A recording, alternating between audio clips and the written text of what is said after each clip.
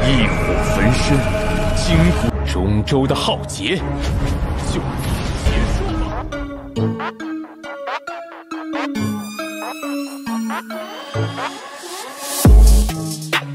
Halo guys, selamat datang kembali dalam pembahasan Battle Through the Heavens versi novel.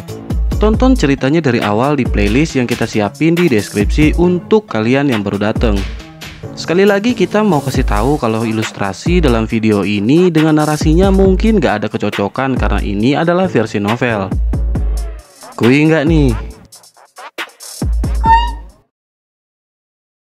Akhirnya tiba giliran Xiaoyan bertanding di Grand Competition Academy dan ia pun turun ke arena.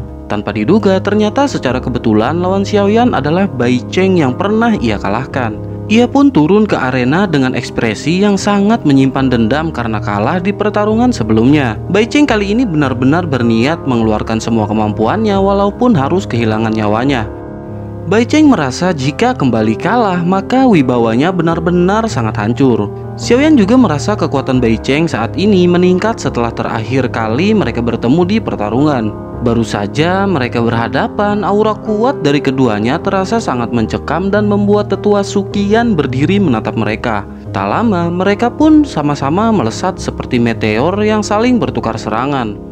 Saat serangan semakin intens, di sisi penonton Lin Xiuya juga menyadari peningkatan Bai Cheng yang lumayan. Namun Han Yue berkata tetap saja Bai Cheng kali ini takkan mampu melawan Xiaoyan yang juga telah naik level. Terlebih kecepatan Xiaoyan saat ini dikatakan nomor 1 di akademi dan tak ada yang bisa menyamainya. Lin Xiuya dan Yan Hao tanpa berdaya mengangguk setelah mempertimbangkan perkataan Han Yue. Lin Xiuya menambahkan jika Bai Cheng kembali kalah maka mungkin ia akan selamanya berada di tingkat Dowling. Kembali ke pertarungan yang semakin ganas dan serangan yang sulit dilihat mata biasa. Dengan kekuatan Xiaoyan yang berada di bintang 3 Dowling dan gabungan dari teknik 3000 kilat, ia bahkan mampu mengalahkan bintang 5 Dowling biasa tanpa bantuan perubahan misterius api surgawi. Setelah 5 menit yang menegangkan, akhirnya Xiaoyan mengeluarkan serangan baru dari pedangnya. Serangan tersebut berbeda dari serangan-serangan sebelumnya yang selama ini ketika ia bertarung. Rupanya Xiaoyan berhasil meningkatkan metode serangan seiring peningkatan kekuatannya. Serangan ini ia lakukan tanpa menggunakan gerakan yang banyak dan tenaga besar. Namun aura dari serangan lebih berefek dibanding serangan biasanya. Bai Cheng yang menyadari hal tersebut semakin bernafsu dan emosi tak ingin kalah untuk kedua kalinya. Ia pun dengan segenap kekuatannya memukul ujung tombak hingga melesat ke arah Xiaoyan. Serangan tersebut tanpa ampun dan jika mengenai lawan dapat dipastikan itu akan menembus ke tubuh lawannya. Melihat hal itu, tetua pertama pun melotot merasakan ada yang tak beres dari serangan Bai Cheng dan sedikit khawatir. Xiaoyan pun berusaha memblokir serangan tombak ganas tersebut hingga akhirnya ia pun mundur 2 langkah. Bai Cheng mengarahkan senyum buas kepada Xiaoyan dan berkata bahwa dengan serangan ini maka Xiaoyan akan mati saat ini juga.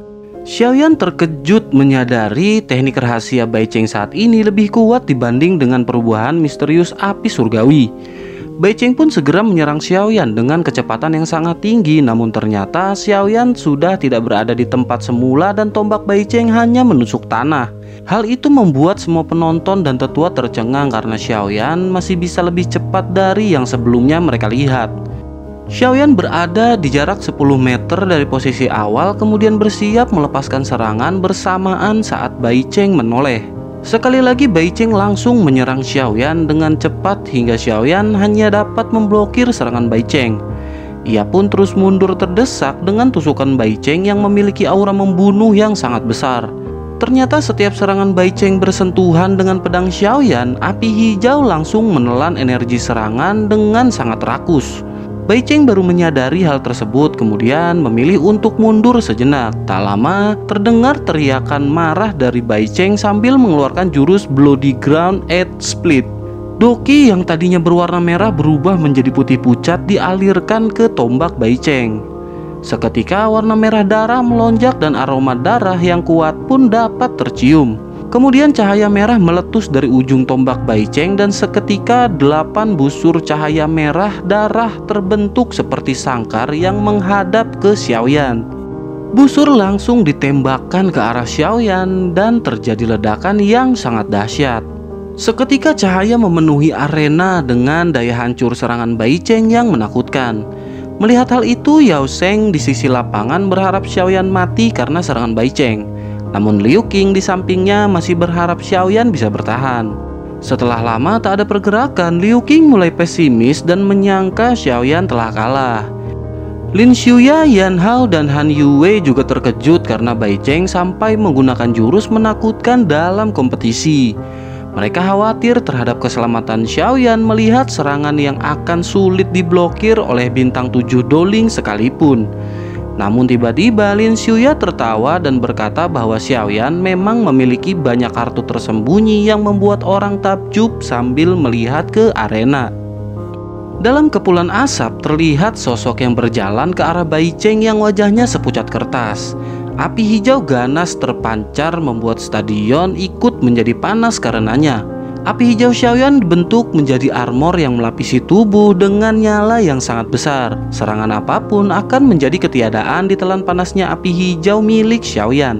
Melihat hal itu, tetua pertama matanya keluar dan bertanya-tanya apakah ini api surgawi yang dimiliki Xiaoyan. Ia terkejut karena Xiaoyan dapat mengendalikan api surgawi di usia yang masih sangat muda. Tetua pertama dengan kekuatannya jelas mengetahui tentang api surgawi yang sulit dikendalikan. Terlebih tetua pertama memiliki banyak teman alkemis dan pengendalian mereka pun sangat mahir. Namun hal itu tidak bisa dibandingkan dengan Xiaoyan yang mampu mengendalikan api surgawi. Dikatakan untuk mengendalikan api surgawi tingkat kesulitannya 10 kali dibanding dengan api biasa. Ditambah dengan bentuk nyala api menjadi armor doki yang merupakan teknik tingkat tinggi pengendalian api adalah kemampuan yang sangat luar biasa. Di sisi lain, Lin Xiuya keheranan dan tercengang melihat nyala api Xiaoyan yang mampu menelan serangan mematikan dari Bai Cheng.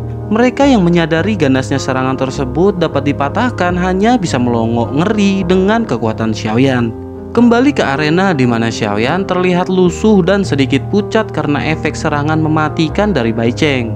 Xiaoyan pun memegang erat pedangnya dan teringat serangan Bai Cheng sebelumnya yang penuh dengan niat membunuh.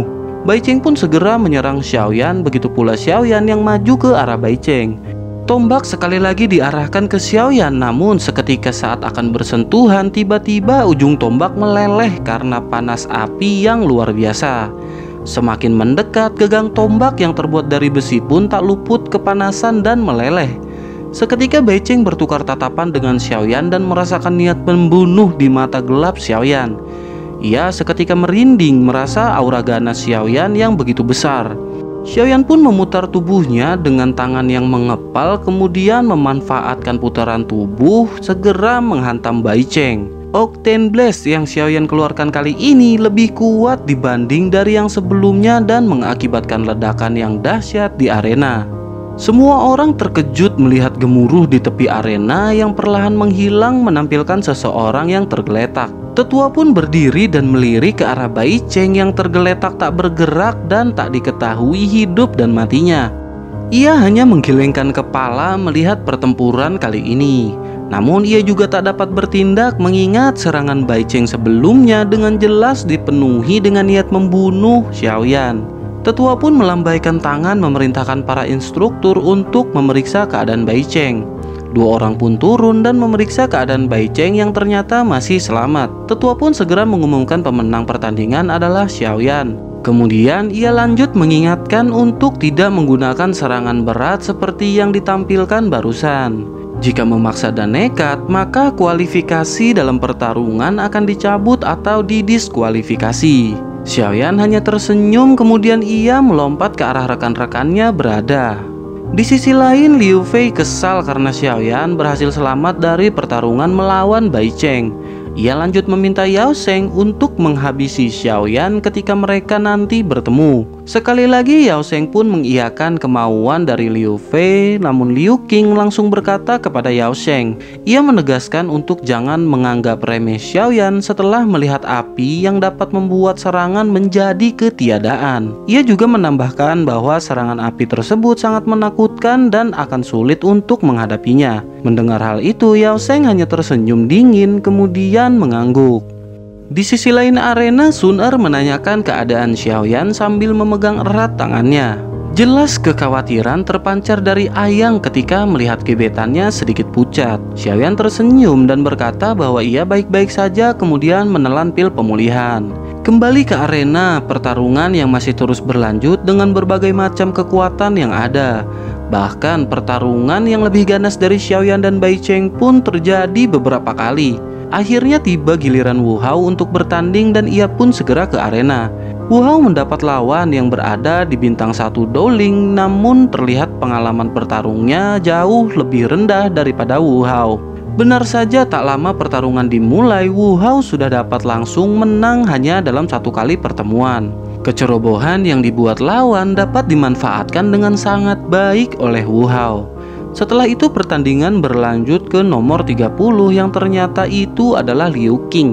Xiaoyan pun memperhatikan gerak-gerik dan teknik yang akan digunakan oleh Liu Qing. Pertandingan tidak bertahan lama dan Xiaoyan telah melihat jenis jurus yang Liu Qing praktekkan. Dari pertandingan tersebut, Xiaoyan menyadari bahwa Liu Qing memang sangat kuat. Setelah itu, pertandingan pun berlanjut hingga semua peserta telah bertarung. Begitu pula dengan Lin Xiuya yang turun ke arena setelah gilirannya tiba. Namun tanpa terduga lawan bertanding Lin Xiuya tidak datang. Akhirnya setelah lama menunggu, Lin Xiuya pun dinyatakan sebagai pemenang dari pertandingan tersebut. Hal itu membuat Liu Qing, Yan Hao bahkan Xiaoyan menjadi kecewa karena tak bisa mengamati teknik yang digunakan Lin Xiuya. 25 pertandingan berlangsung dari pagi hingga malam dan akhirnya mereka pun kembali ke tempat masing-masing, begitu pula dengan Xiaoyan. Ia duduk bersila berlatih sekaligus memulihkan diri untuk kompetisi putaran kedua. Setelah 2 jam, akhirnya Xiaoyan pun selesai, kemudian menghembuskan nafas keruh dan kondisinya kembali normal. Ia masih memikirkan sepertinya pertandingan putaran kedua akan sangat berbahaya. Terlebih setelah melihat teknik yang ditampilkan di pertarungan termasuk juga Liu Qing. Di sisi lain, sosok asap datang menemui Sun Er yang berdiri di depan jendela. Ling Ying mengatakan bahwa waktu 1 bulan yang diberikan telah habis dan sudah saatnya untuk kembali ke klan. Sun Er hanya tertegun, entah apa yang ia pikirkan. Kemudian ia pun berbicara kepada Ling Ying. Ia mengatakan untuk menunggu selama beberapa hari lagi hingga Xiaoyan berhasil menempati top 10 strong ranking. Dengan begitu, Sun Er akan merasa tenang dan dapat meninggalkan akademi untuk kembali ke klan. Ling Ying hanya mengangguk sebelum akhirnya ia pun pergi. Singkat cerita, hari berikutnya pun tiba dan arena besar kembali dipenuhi dengan sorak ramai penonton. Semua tetua pun mengambil posisi duduknya masing-masing, kemudian tetua pertama melangkah maju. Suasana menjadi hening ketika ia mulai berkata tersisa 25 orang setelah putaran pertama berakhir. Kali ini akan terjadi 12 pertandingan yang dilaksanakan dan dengan begitu tersisa 1 orang yang tidak akan bertanding. 1 orang ini akan maju tanpa syarat ke babak berikutnya tanpa melalui pertandingan. Tetua pertama memutuskan untuk memberikan kesempatan tersebut kepada Ziyan dan menanyakan apakah ada yang keberatan.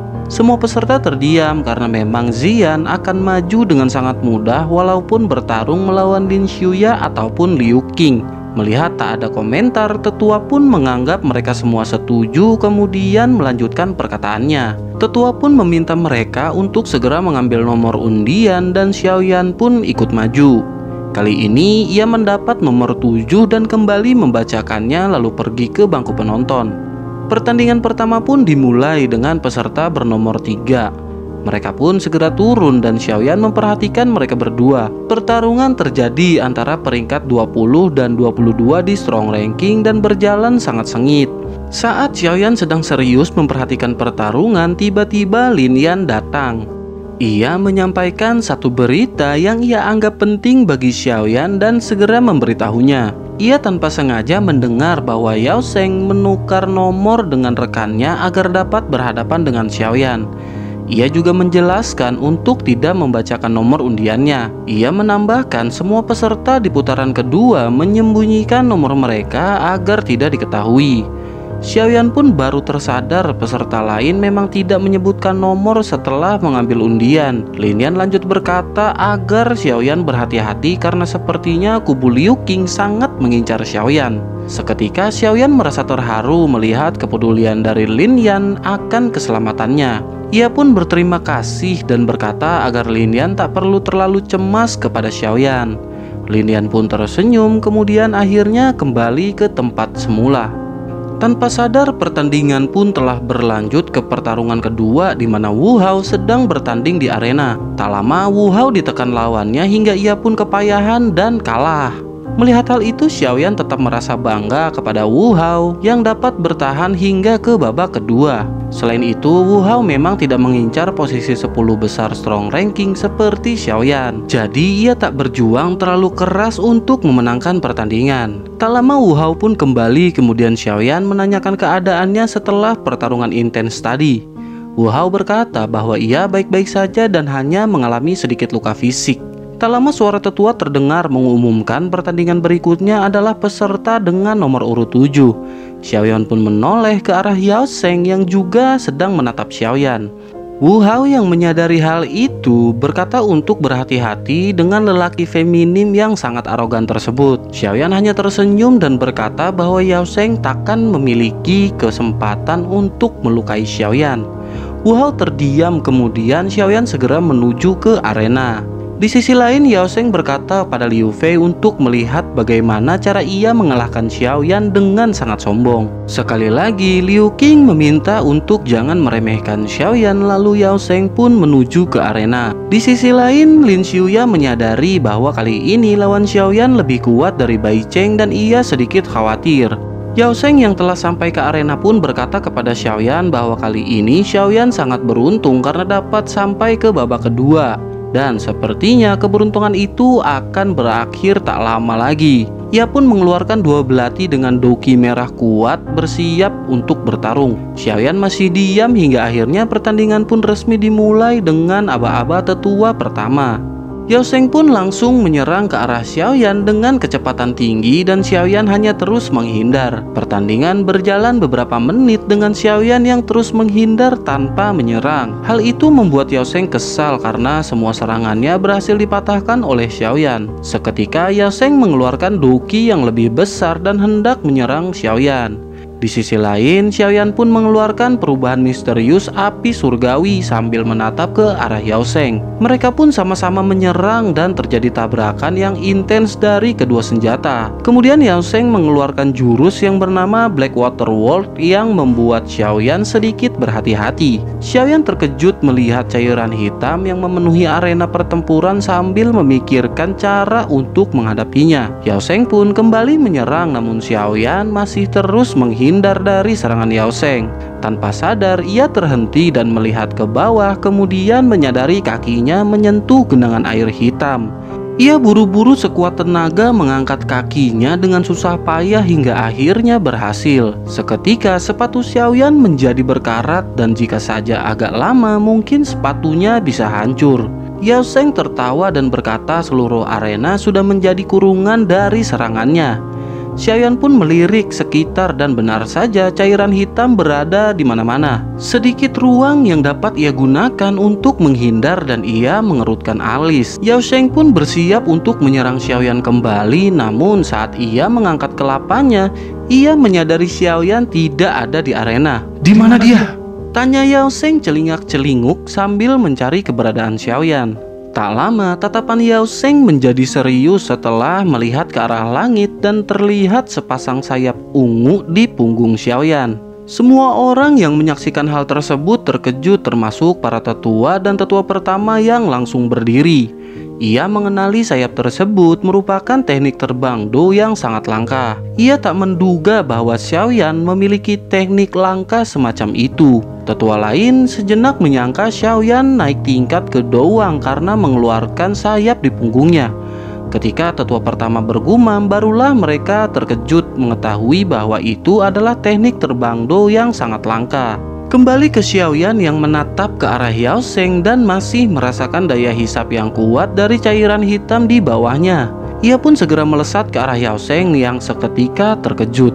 Tiba-tiba Xiaoyan berada tepat di depan Yao Sheng, kemudian dengan cepat pedang menghantam pinggang Yao Sheng hingga ia terpental. Yao Sheng tidak tinggal diam dan membalas dengan serangan belati yang dapat ditahan Xiaoyan. Ia pun mundur kembali ke tempat asal, kemudian nyala api hijau memenuhi tubuhnya.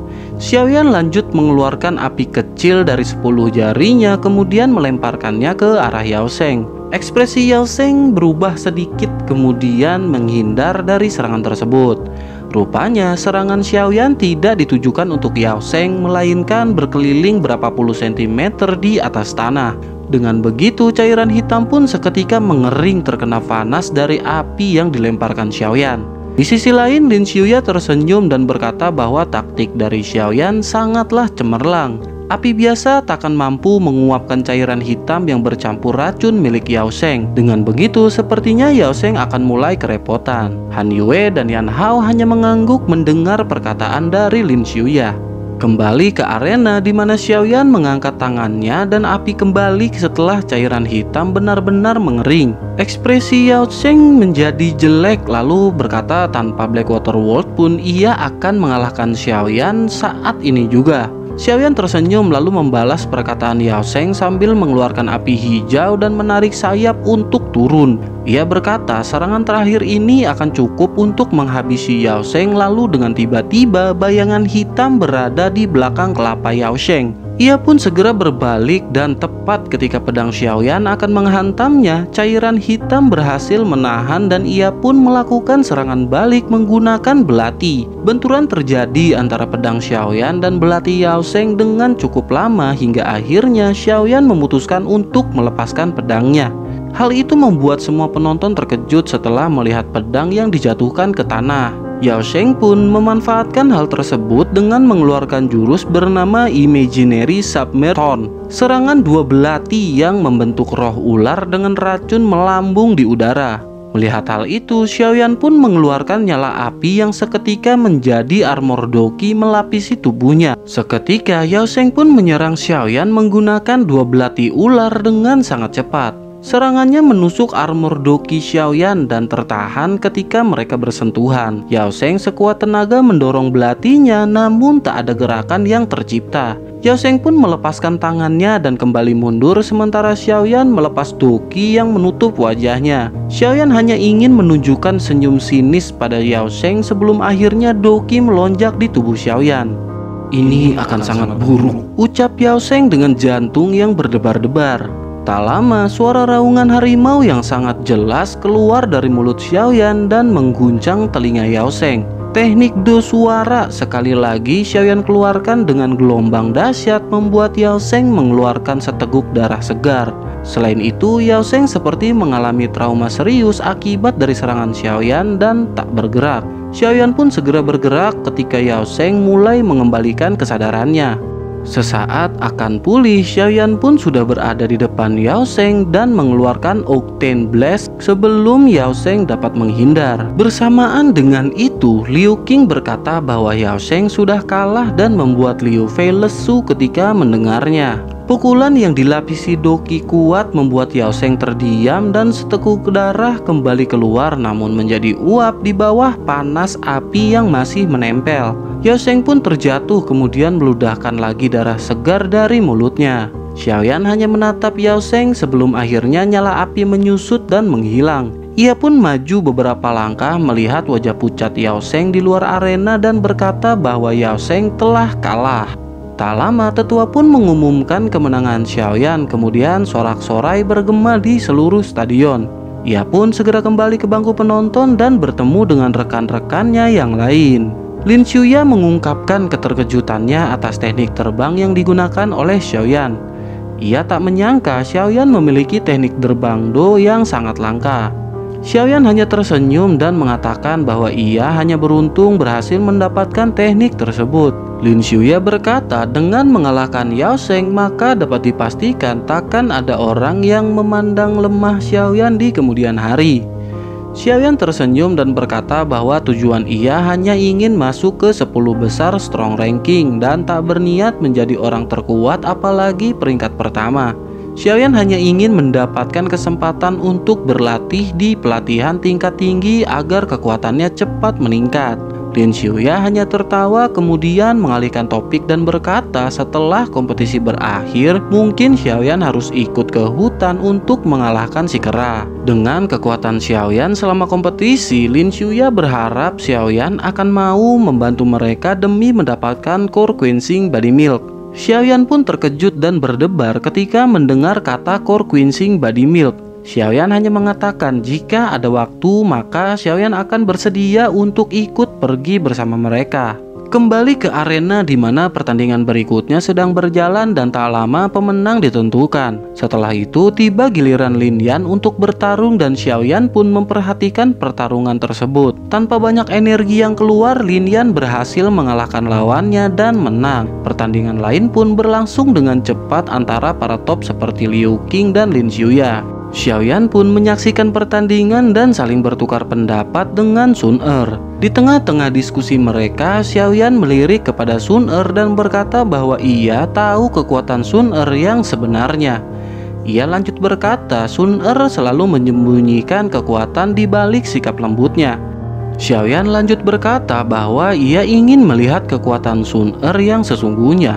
Dengan begitu, Xiaoyan akan memiliki motivasi lebih untuk menjadi kuat dan menandingi Sun Er. Mendengar hal itu, Sun Er pun bertanya apakah Xiaoyan yakin ingin melihat kekuatan Sun Er yang sebenarnya. Xiaoyan mengangguk dan Sun Er berkata bahwa setelah kompetisi berakhir, ia akan memperlihatkan kekuatan yang ia miliki sepenuhnya kepada Xiaoyan. Tak lama setelah itu, Lin Yan datang lagi menghampiri Xiaoyan. Ia mengungkapkan kekagumannya pada Xiaoyan yang telah mengalahkan Yao Sheng. Ia berkata sepertinya dengan kekuatan Xiaoyan maka cepat atau lambat ia dapat menggantikan posisi Ziyan di strong ranking. Xiaoyan pun tersenyum lalu berkata pada Lin Yan bahwa ia takkan lama berada di akademi. Lin Yan terkejut dan bertanya apakah itu karena persoalan klan Xiao. Xiaoyan menoleh kemudian Lin Yan berkata bahwa ia telah mendengar riwayat Xiaoyan dari beberapa tetua. Tatapan Xiaoyan menjadi serius dan Lin Yan berkata ia juga tahu bahwa Xiaoyan menentang sekte dan berhadapan dengan seorang dozong lalu berhasil kabur dengan selamat. Ia menggelengkan kelapa keheranan bagaimana cara Xiaoyan dapat melakukan hal tersebut, melawan seorang dozong dan berhasil kabur saat berada di tingkat Dadoshi, sungguh hal yang tak terduga. Sekarang Xiaoyan berada di tingkat bintang 3 Dowling. Jika hanya menghadapi Ziyan yang setingkat doang, tentu perkara yang mudah. Xiaoyan hanya terdiam setelah tahu bahwa sesepuh akademi telah mengetahui latar belakang permasalahan Xiaoyan. Kemudian Lin Yan berkata bahwa mungkin ia akan menjadi tetua di akademi setelah masuk 10 besar.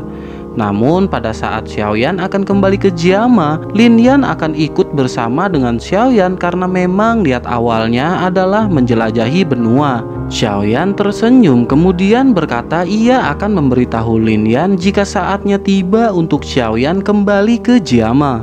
Setelah itu Lin Yan mengajak Xiaoyan untuk pergi karena tak ada pertarungan lagi yang menarik. Mereka pun segera pergi dan menunggu nama untuk bertarung besok. Xiaoyan melirik ke arah Lin Xiuya dan berharap tidak bertemu lawan yang membuat ia kesusahan besok.